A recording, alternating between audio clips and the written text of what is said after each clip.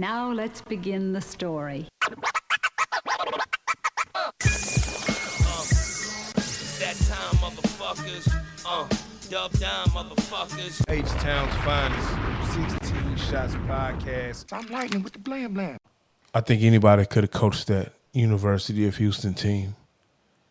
And Kevin Sumlin gained notoriety from it. And then he went to A&M. And then it went away. He wasn't that good of a coach.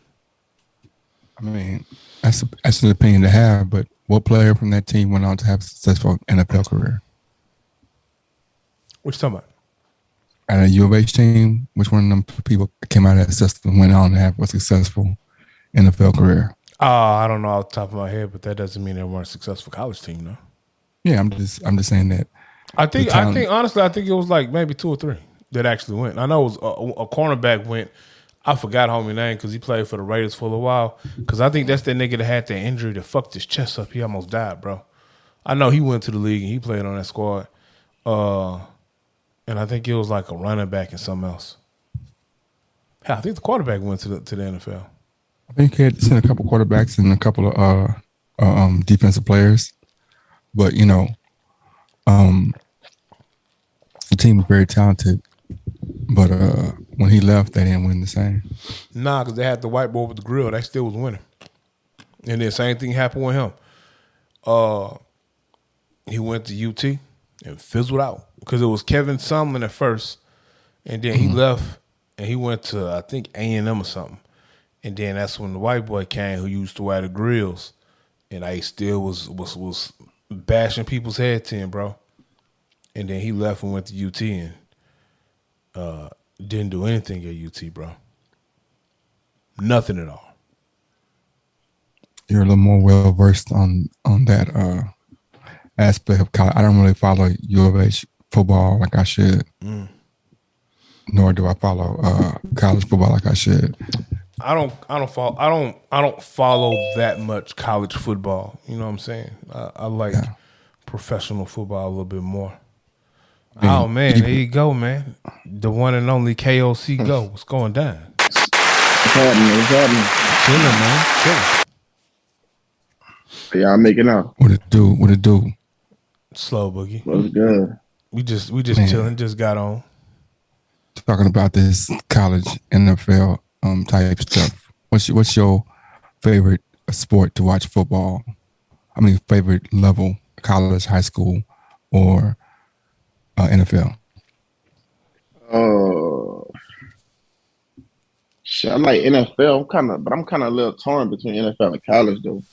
Yeah. You know, as you can see. You know what I'm saying? Tigers all day. All day, man. I would think that y'all would, you know, kind of not like college and NFL because y'all really get a lot of heartbreak. You know what I'm saying? I mean, y'all be having devastating, heartbreaking losses, like the Saints and the Tigers. Nah, LSU hold be on. good though, bro. They win, Yeah, but like, they LSU be sure. having losses. They be having like, man, if They we won lose at this the wrong game- time. Yeah, if we won this one game, man, we'd have been.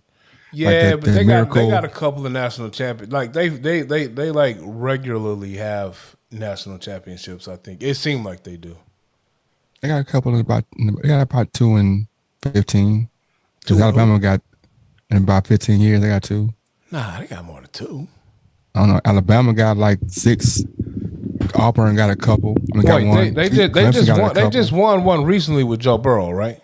Yeah, that was the one. Aight. Maybe like I thought Odell won one, Odell Beckham. or is that when he lost? They won with Nick Saban.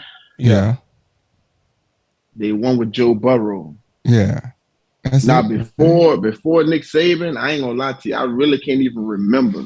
I probably wasn't even in the college football then at the time, but believe it or not, I like the Saints, but I'm not even a Saints fan like that. But I like them. Saints be having some. They had that miracle, that pass where Prince came out of the ghost and pushed the defender out the way in Minnesota. It was Saints. Yeah. It was Yeah. Saints against and It was 2 years. It was 2 years back to back. That was some retarded shit, bro. Man, Honestly, dog, that shit was just stupid, man. That was Like all that crazy, shit was stupid. The no call, that was stupid because I'm gonna be honest with you. You can say that, oh man, that was cheating, that was fucked up. But if you really look at it, because I remember the shit like to the T. If you really look at it, bro, like honestly, the Saints shouldn't have even been in that position. They could have easily won that game, bro. Yeah. If they would have ran the clock out, they could have won that game. You know what I'm saying? But they want to pass the ball. I'm like, what the fuck? I guess they didn't trust their field goal kicker, man. For clarity, they got 3 and 20 championships. In 20 years, they got 3 championships. So they got like two with Nick Saban and one with Joe Burrow? Now they got one with Nick Saban, and that was in 03. Right. I said 15 years. It was So what other two come from? Les Miles got one. Ah, you're right. Les Miles got one in Oregon. And they got to add 2 and 15. So yeah, I mean, like I said, they had some time where they should have won. Like Odell, or not Odell. They lost for Honey Badger, didn't they? Oh no. Yeah, I think they did. Yeah, they lose to Alabama. They lost to Alabama. Yeah, they had to. Yeah, because Honey Badger came out like 3 or 4 years ago, right? And he been out longer than 3 or 4 years. Oh, not 12 years. No, he been in the league down to 10, huh? 10 years, Honey Badger? I don't know. He played with us, man. I know. That's what I'm saying.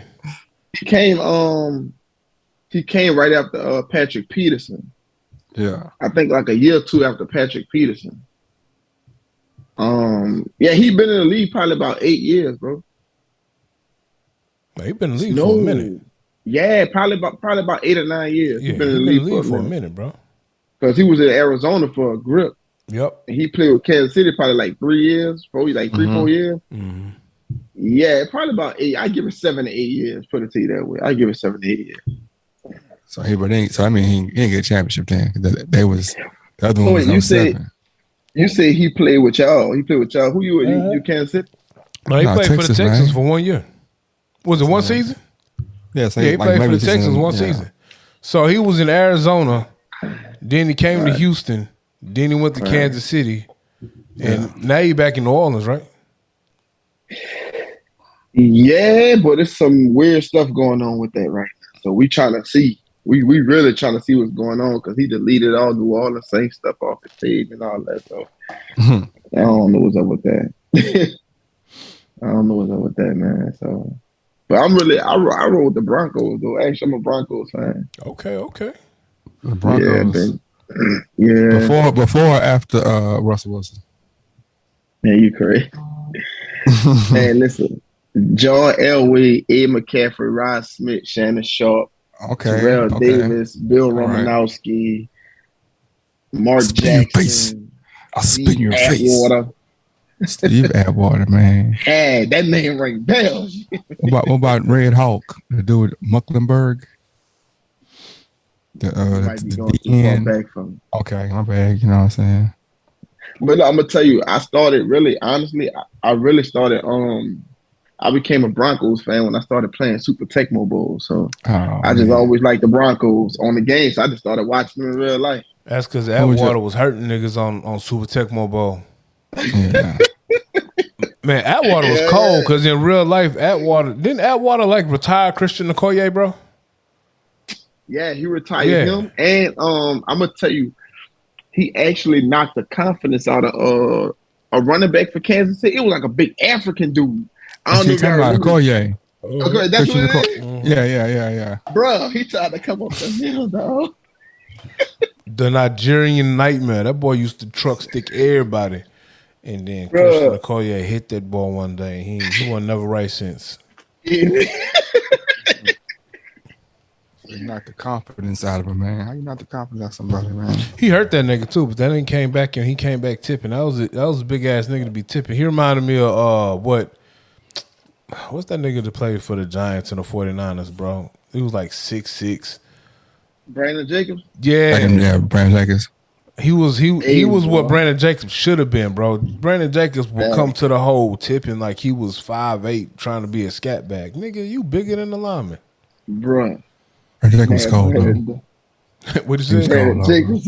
He was a beast, though. Yeah. Nah. For like 3 seasons, he probably was damn near one of the best backs in the league, bro. But when he was with the Giants for sure. Yeah, but then I'm glad you the said homies that, started man. tipping.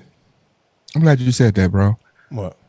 You said for 3 years he's one of the best players in the league. Yeah.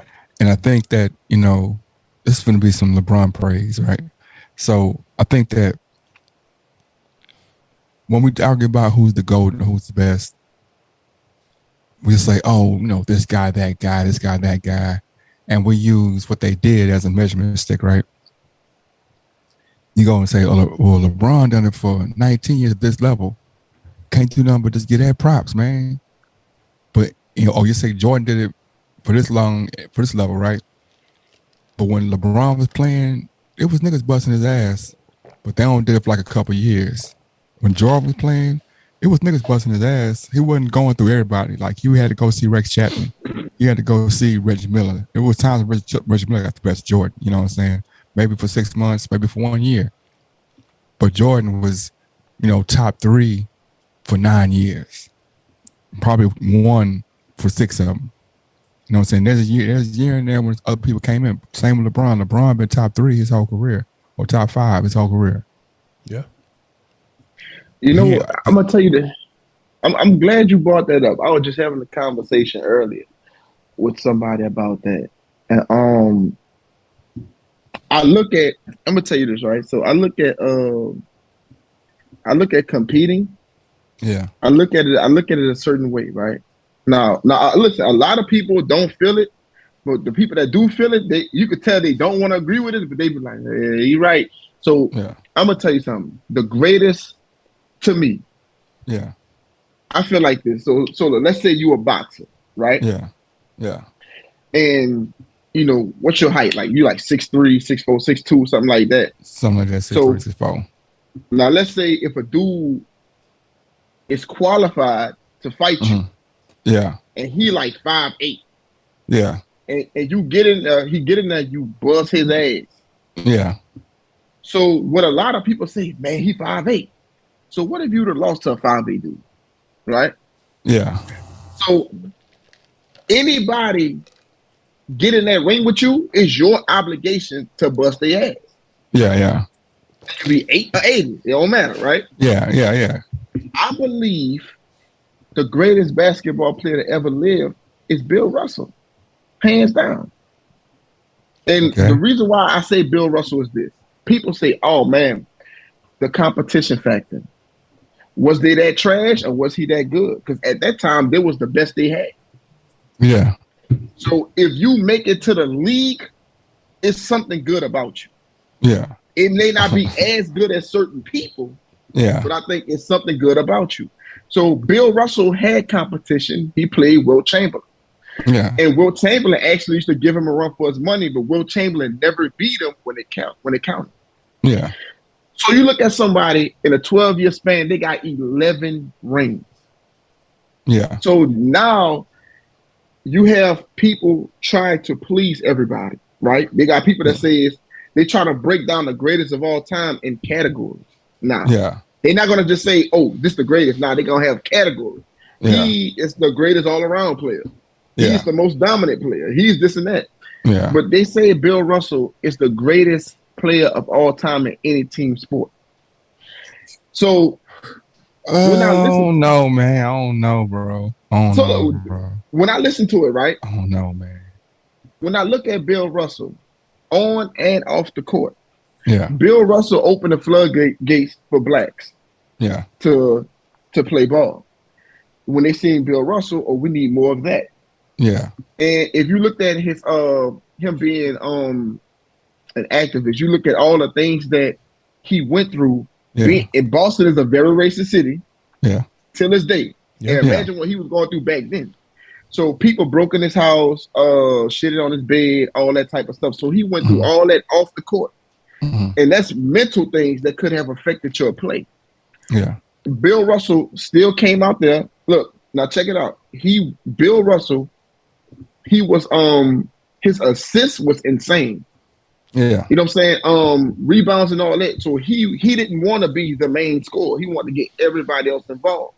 Yeah. So I was looking at a documentary on him, and someone said, what is a legitimate reason why you can't put him number one when he literally dog walked just about everybody he ran across, even when competition started coming in the league. So we look at. I don't know, man. Kareem was giving that boy super fits, man. And Kareem got Bill Russell got the longevity as well. Kareem does as well, but Kareem had that 4-year run at UCLA. On top of that, I got was it 3 or 4 years? We lost like 2 games, man. We won back-to-back champions, man. They changed the rules 2, 3, 4 times. You say Kareem, right? Yeah, that's legit. People can say Jordan. That's legit. Yeah. You could say LeBron. You could even say Kobe. You could damn near say Steph Curry at this point. All that to me will be legit, right? So this is my thing. Yeah, monster dog. Hey, dog. He ain't Bill Russell, man. Hey. He ain't no Michael Jordan, man. Come on, bro. But see, I don't want to say Curry because I don't think I think there was a time Curry wasn't even the best guard in his backcourt. So, I'm gonna tell you, right? So, what's your boy name? Kareem Abdul-Jabbar. Mm-hmm. We could put Kareem in that conversation. But my thing is this: when you look at sports over this long span, because every so often someone comes in any sport and alters the game. Yeah. So when you look at this sport in a long span, can you really say this one person is the greatest of all time? Because whatever you say about this person, you could say that it's another person that did it better than him. That's what I'm saying. Who, like, Kareem got the scoring, right? He got the scoring. LeBron gonna catch him, but that don't take away from him having. He had it first and longest, because somebody gonna catch LeBron for sure. So what I'm saying is, then Kareem got them 4 back-to-back champions. Then I got one in with the Bucks. Then I come get like 3, 4 more with the Lakers, man. I'm getting 20s in my last season, man. I was looking at Iverson last season at this morning. The boy was like 12 points a game, man. His last season, his 13th year. James Harden, same year last year was damn near 20. And it's just like it's just this perspective of how scoring is different from now to then, you know what I'm saying? So even in that difference in time, he still was 20 something, man. He never had no drop off years to be 18, 19. Like, Russell up there, man, but that UCLA run and them rule changes that they're like, you can't dunk no more, bro. I'm so cold. We can't stop it. We got to stop dunking. We got to outlaw the dunk. Not for Russell, not for Wilt, for Kareem. To when my last year of college and my first year in NBA, I can't dunk, and I'm still doing what I do, man. I'm gonna tell you something, right? So when you look at that, right, then we can look at a Shaq, a Shaquille O'Neal. You know how they, because he was. But he ain't get nothing at LSU though. He ain't getting nothing at LSU. Right. Man. He had 2 years of nothing, and he really ain't get nothing until he got to Kobe. Now, you know what? I'm gonna tell you this. I think Bill Russell won in college too, though, if I'm not mistaken. He got one in San Francisco. Right. I think he won in college too. So my thing is, like, when I look at all these players, you know what I'm saying? Someone said that they coined, they say Michael Jordan is the greatest because he was the first basketball player to be marketed. Mm-hmm. They was like, hey, that could be one of the reasons why, or stuff like that. So when you actually look at a team sport, right, mm-hmm. and you look at somebody win 11 times in 12 years, nigga, that is unfucking heard of. That's dominance. Insane, bro. That's dominance. So when let's say if you don't watch anybody highlights, yeah, and you just hear people talk about certain accolades, yeah. Everything somebody says, you will mainly be drawn to somebody won 11 times in 12 years. Man, who that is? Like, you know what I'm saying? Like, man, who the fuck is that? Superman, nigga? Like, what? You know what I'm saying? Like, but 11, then, bro. Okay. And he did have Honcho with him. He had Cozy with him. He ended up getting some stuff to go with that. It wasn't like he was just, that's what I'm saying. Kareem had stuff to go with him too, but I had them 4 years. I had them. You can't understate that I won every single. Well, I came out of high school with a championship. Went to college, got 4 championships, and came to the league and got a championship. That's So let me ask you this then. That's Let cold. me ask you this. And you know what? I ain't gonna lie to you. You gotta respect that shit. Real talk. You gotta respect it. Now I'm gonna be honest, right? Mm-hmm. So, which one would sound better? He won in the NBA and he also won in college, or this dude came straight out of high school and came to the NBA and started winning. I mean, I don't know. I think it's something about winning at every level, though. Like you're talking about a guy who won in high school, who won in college, and who won to the pros. And like Boog said, didn't he have some insane run of not losing a game or some shit like that, bro? In college, I want to say they ain't lose nothing in college. Yeah, Maybe it was crazy, bro. He had like an insane run about not losing anything. Now, I think what LeBron did was LeBron won. LeBron wasn't the first one to do it. Kevin Garnett. Actually, who was that that played like old school hooper, bro? He played for Houston for a minute too. Oh, you talking about Moses Malone? Yeah, that's what I'm saying. Rookie year got MVP. Yeah, like I don't think LeBron did anything that hasn't been done before. I do think. So what about people? Oh, go ahead. I'm sorry. No, I just say when it comes to Jordan being the GOAT, even though I feel like Jordan the GOAT. I do also think that a lot of Jordan being the GOAT outside of his championships is he's the like he opened the floodgate to the modern athlete to me with marketing. You know what I'm talking about? Like him with that Nike shit, that Gatorade shit, that Hanes shit, that Jordan versus Bird shit. You know what I'm saying? Like